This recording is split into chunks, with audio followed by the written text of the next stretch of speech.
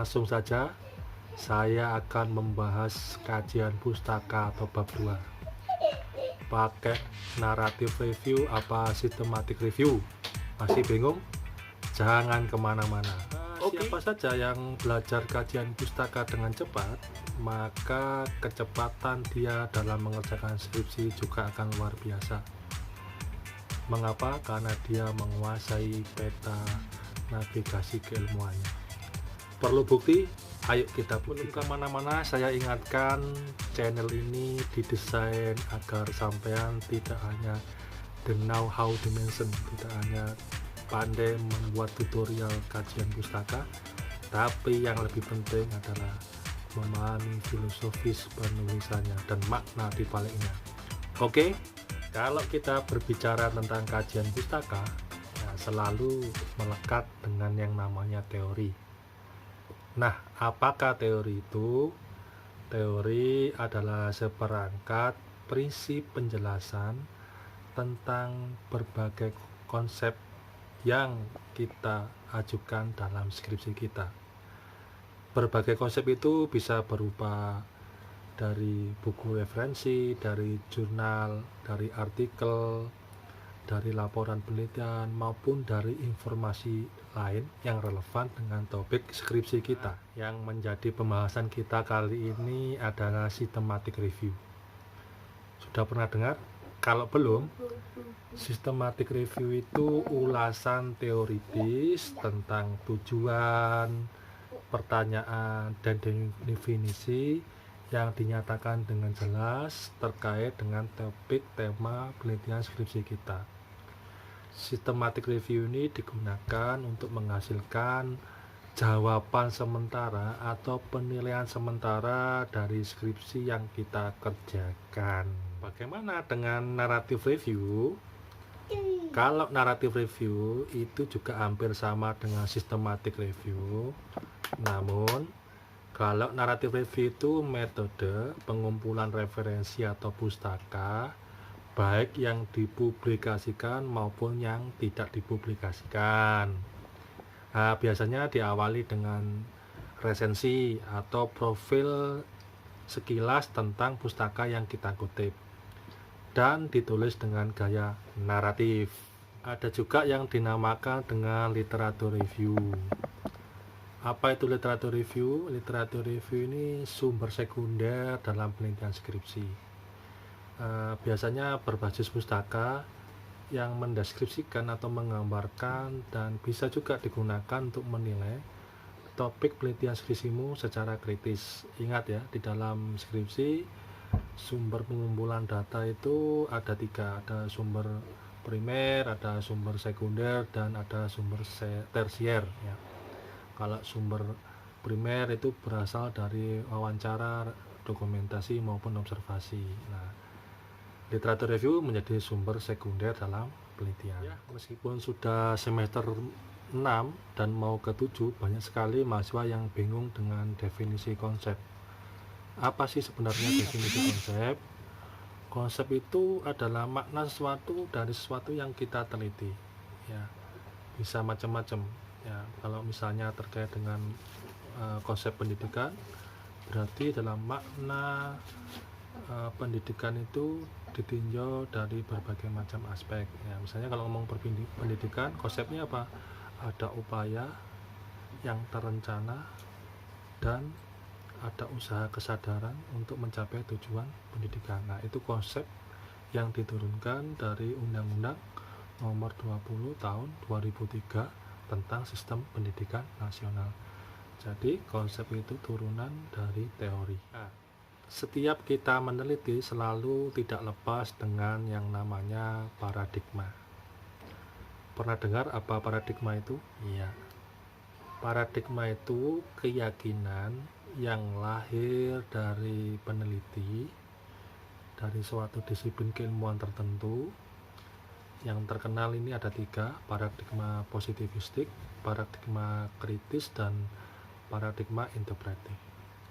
Paradigma ini sangat mempengaruhi cara kerja peneliti. Maksudnya apa? Maksudnya bagaimana peneliti itu direncanakan, bagaimana skripsi itu dilaksanakan, hingga bagaimana peneliti itu dilaporkan kepada dosen pembimbing, dosen penguji, maupun kepada universitas, itu dipengaruhi semuanya oleh paradigma. Nah, yang sering kali muncul dalam skripsi adalah kata-kata deskripsi. Sangat familiar kan? Nah, tapi kadang-kadang juga tidak tahu artinya. Apa sih deskripsi itu? Deskripsi itu artinya menggambarkan. Dalam bahasa ilmu perskripsian, nah, deskripsi itu memberikan gambaran atau penjelasan rinci tentang fenomena yang kita teliti tanpa adanya kritik. Lalu apa makna dibalik diskusi? Nah, antara deskripsi dengan diskusi ini seperti dua mata uang yang tidak bisa dipisahkan. Diskusi itu artinya pembahasan, ya, biasanya diletakkan di bab 5, diskusi hasil penelitian, discuss, ya. Jadi diskusi itu memeriksa data dengan argumentasi dan memberikan alasan pro dan kontra terkait dengan pembahasan tadi. Inilah maksud diskusi dalam ilmu perskripsian. Ada juga yang sangat familiar itu biasanya kata-kata argumentasi, ya. Kira-kira para netizen ini tahu apa arti argumentasi? 3, 2, 1. Iya, benar. Argumentasi ini berupa opini dan biasa diperdebatkan pro dan kontranya dari berbagai perspektif keilmuan. Tapi syaratnya bisa diperdebatkan kalau ada bukti.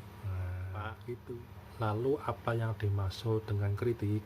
Ya, kritik dalam ilmu perskripsian itu dimaknai sebagai argumentasi yang berisi pendapatmu, penilaianmu, yang itu didukung dengan pembahasan yang mengandung bukti, baik itu bukti hasil wawancara, hasil dokumentasi, atau hasil observasi, maupun dari gagasan orang-orang hebat, atau dari teori, atau pendapat, atau dari yang kamu anggap sebagai fakta. Itulah namanya kritik. Lalu kemudian apa yang dimaksud dengan fakta? Fakta bisa dianggap sebagai klaim kebenaran yang perlu dicek kembali. Itu kalau kita lihat dari definisi ilmu perskripsian. Kata orang, fakta bisa berbicara membuktikan dirinya sendiri. Nah, itu adalah sebuah argumen yang lemah karena tidak diikuti dengan bukti yang menguatkannya. Oleh karena itu, fakta yang baik harus didukung dengan bukti ilmiah. Apa saja? Bisa berbentuk bukti wawancara, bukti dokumentasi, atau bukti observasi. Sepintas sudah saya jelaskan tentang istilah-istilah yang sering muncul dalam pembahasan skripsi. Nah, sekarang kita akan melangkah kepada bagaimana menyusun kajian pustaka dengan pendekatan naratif review. Nah, pendekatan naratif review ini adalah pembahasan kajian pustaka yang mengandalkan nalar kritis. Artinya bisa mengevaluasi terkait dengan teori yang kita gunakan di dalam skripsi. Apakah teori yang kita gunakan itu masih relevan? Ataukah sudah usang, sudah kadaluarsa? Apakah bisa menjawab secara meyakinkan atas problema-problema yang kita ajukan dalam pertanyaan penelitian? Inilah gaya naratif review yang penulisannya tidak murni deskriptif. Naratif review ini memeriksa teori dengan secara kritis karena harus berdasarkan pada penelitian dari sebelumnya, atau disebut dengan bahasa maduranya previous knowledge, dengan penekanan pada konteks latar belakang di mana skripsi itu dilahirkan.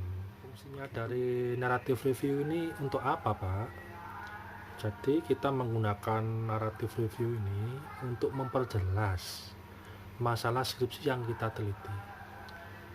Ini digunakan untuk menyusun asumsi dan dugaan-dugaan yang akan kita gunakan dalam skripsi kita. Di samping itu, kalau kita menggunakan gaya naratif review ini, Juga bisa nanti itu digunakan, teorinya digunakan untuk instrumen penelitian, untuk membuat panduan wawancaranya, panduan observasi, maupun panduan dokumentasinya. Artinya selama ini kalau kita membuat draft wawancara itu nggak boleh ngawut ya, apa yang belum ditanyakan dan sebagainya. Jadi berdasarkan insting. Nah, sebaiknya mulai sekarang, selagi belum kiamat, tobatlah. Kalau membuat instrumen wawancara harus berdasarkan teori yang digunakan. Jadi teori itu sebenarnya adalah untuk digunakan membuat instrumen penelitian. Lah kok bisa Pak teori terkait dengan pembuatan draft wawancara, draft observasi maupun draft dokumentasi? Loh iya, karena teori sebenarnya merupakan hubungan antara konsep satu dengan konsep yang lain. Konsep lahir antara hubungan variabel satu dengan variabel yang lain.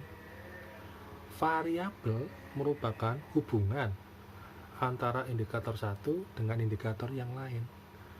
Lah, indikator inilah yang berperan penting dalam menemukan dan mencari data yang kalian inginkan, sehingga skripsi itu bisa dibahas dengan detail.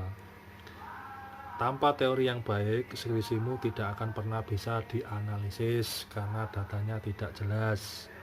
Oleh karena itu, gunakan teori yang sesuai dengan topik permasalahan sehingga skripsinya bisa dianalisis dengan akurat. Kalau kemudian teorinya tidak jelas, maka data yang digunakan useless, tidak bisa digunakan karena tidak memiliki rujukan ilmiah sebagai nalar mencari datanya. Mono, adik sekalian, yang dimaksud kajian pustaka itu adalah memperjelas dan mempertajam ruang lingkup skripsi kita. Kajian pustaka juga merupakan sebuah proses menghubungkan konsep satu dengan konsep yang lain sehingga bisa dijelaskan mengapa suatu peristiwa itu bisa terjadi gitu loh. Makanya dikatakan tinjauan pustaka itu ya meninjau ulang terus, mereview kembali apa yang sudah ditulis oleh banyak orang. Dan jangan kaget, jangan shock, jangan baper ya kalau melihat tinjauan pustaka itu formatnya macam-macam, template-nya macam-macam. Yang terpenting bisa menjawab pertanyaan penelitian skripsi yang kalian ajukan. Ngoten. Jadi kajian pustaka itu sebenarnya alat ukur seberapa jauh kamu menguasai dengan topik yang kamu teliti, anak-anak, children. Nah, kalau kamu nggak menguasai teorinya, dianggap kamu tidak menguasai peta permasalahannya. Dengan kajian pustaka yang baik, menunjukkan kamu ini sebenarnya update nggak dengan perkembangan ilmu pengetahuan yang relevan dengan itu. Bisa aja dimaknai sebagai orang yang menguasai kajian pustaka itu tidak hidup di ruang hampa. Kajian pustaka inilah yang kemudian menghubungkan antara peneliti dengan peneliti yang lain dengan konteks tema penelitian yang sama. Kamu ini menyusun skripsi itu berangkat dari ide-ide orang sebelum kamu. Nah, kamu melanjutkan ide-ide orang lain sehingga menjadi lebih sempurna daripada sebelumnya. Ngoten. Jadi kajian pustaka itu menjelaskan apa saja yang sudah diketahui oleh peneliti. Makanya kajian pustaka ini harus disusun dengan struktur yang logis ya, sehingga pembaca pun dapat menangkap maksud dari penulis skripsi itu apa, mengapa kok dia mengangkat tema itu. Oleh karena itu kajian pustaka ini diharuskan diperkuat dengan teori-teori yang terbukti cukup unggul dalam membahas bidang yang kamu teliti. Jangan teori yang ecek-ecek. Karena kalau dengan teori yang ecek-ecek, maka orang juga gagal paham dengan tema skripsi yang kamu ajukan. Lalu Pak, bagaimana dengan gaya systematic review dalam kajian pustaka? Ya. Systematic review ini memang memberikan informasi global dengan cara yang teratur, sistematis, dan tidak acak seperti narrative review. Sehingga dalam systematic review ini peneliti sudah memberikan kontribusi awal tentang jawaban sementara dari pertanyaan penelitian yang diajukan oleh pembuat skripsi tadi. Jawabannya lebih sistematis dan terukur, dan memang selalu didialogkan dengan dosen pembimbingnya. Dikatakan sistematis karena dari awal sudah ada kesengajaan dalam bentuk membuat pertanyaan penelitiannya itu juga disiapkan tentang rencana pustaka apa saja yang dipersiapkan untuk menjawab pertanyaan penelitian itu. Jadi dia menyusun proposal itu juga sudah menyusun strategi pengumpulan referensinya. Nah, setelah disiapkan desain rencana pengumpulan referensinya, dia membuat kriteria-kriteria tertentu dalam referensi atau pustaka yang dia cari. Misalnya nih, pustaka yang dia cari itu nggak boleh lebih dari umurnya 5 tahun ke bawah, dari 2021 sampai enggak-enggaknya sejelek-jeleknya 2017 misalnya begitu. Mengambil tokoh-tokoh yang memang punya reputasi dalam bidang keilmuannya, tidak sembarangan ya. Juga melakukan asesmen terhadap kriteria pustaka yang diajukan. Nanti misalnya kalau ambil jurnal ya cari jurnal-jurnal yang berkelas dunia dari Scopus dan sebagainya. Langkah terakhir itu mensintesis semua pustaka yang dia peroleh untuk menjadi satu kesatuan yang utuh dalam kajian pustaka. Entah itu dari penelitian, dari buku, dari ensiklopedia, dari laporan penelitian seorang, disintesiskan jadi satu sehingga menjadi kajian pustaka yang menarik. Yang saya sayangi, tidak perlu bingung dengan berbagai macam istilah yang terkait dengan kajian pustaka. Ini saya bacakan ya, banyak sekali istilah-istilah yang sepadan dengan kajian pustaka, tapi nggak usah bingung. Misalnya a synthetic review, a narrative review, a critical literature review, a critical review, a review of the literature, a review, a systematic review, a systematic review of evidence, a rapid review, a integrated review, a thematic review, a content analysis, and a bibliometric overview. Saya juga bingung berapa kata tadi yang saya sebutkan, tapi intinya sama, membahas tentang sebuah teori yang dimanfaatkan dalam membahas kajian penelitian seseorang. Kajian pustakamu keren, bagus, bisa menjadi conceptual review dengan cara mensintesiskan meramu berbagai macam literatur tadi, dari artikel, dari buku, dari ensiklopedia, dari pendapat para ahli, sehingga diharapkan pemahaman kamu lebih akurat, pemahamanmu lebih holistik, pemahamanmu lebih canggih terhadap masalah yang kamu teliti. Ini bisa juga diangkat sebagai state of the art review. Artinya ya kamu belajar menjadi seorang ahli atau pakar tentang tema yang kamu teliti. Nah, dengan demikian kamu akan lebih semangat dan optimis dalam mengerjakan skripsi. Ya, bagaimana Pak kita menentukan pakai narrative review apa systematic review? Nah, itu semua ya didasarkan atas penilaian profesional, penilaian yang berdasarkan nalar akademik yang dilakukan oleh si pembuat skripsi tadi dengan bimbingan dosen pembimbing ya. Boleh semua teori digunakan asalkan didukung dengan argumentasi ilmiah. Ada alasan-alasan akademik memilih teori tadi, sehingga kemudian kajian pustaka ini dapat diandalkan untuk menganalisis temuan data penelitian kamu. Kalau teorinya bagus, datanya bagus, akan menjadi penelitian yang inspiratif, menjadi penelitian yang sangat ilmiah, highly academic. Bahkan kalau sangat ilmiahnya, penelitian itu bisa menjadi wisdom atau sebuah kebijaksanaan.